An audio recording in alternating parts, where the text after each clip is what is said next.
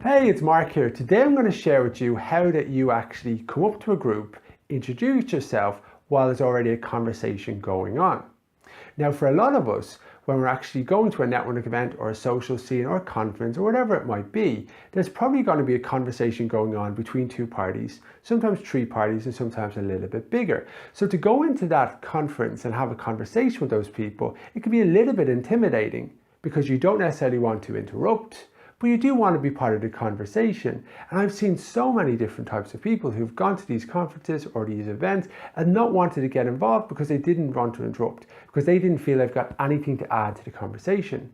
Now, from my experience, that's fair, and you should not feel like that as well. But there is a point that you need to be mindful of how you approach a situation. So that's what I'm going to talk about now. So my advice, go for odd numbers when you're actually looking to introduce yourself. So obviously if somebody's by themselves, if there's 3 people, if there's 5 people, they're good places to go and start. So when you're actually going in and somebody's talking to another person, there'll probably be another person who's there who's not necessarily involved in the conversation, but is observing the conversation, maybe adding different points to it. That's always a good place for you to come up, acknowledge them by eye contact, and wait until somebody says either hello to you or somebody nods, and that's your place to say, hi, my name is Mark Kelly, how are you? And that's your place for other people to say, hey, my name's John Byrne, how are you? And then it starts off, and that's a really, really nice place to start. Now, once that starts, you can add something point that you can have to the already conversation, or you have some open questions ready. Some of those open questions could be is, how did you hear about this event? How did you get here?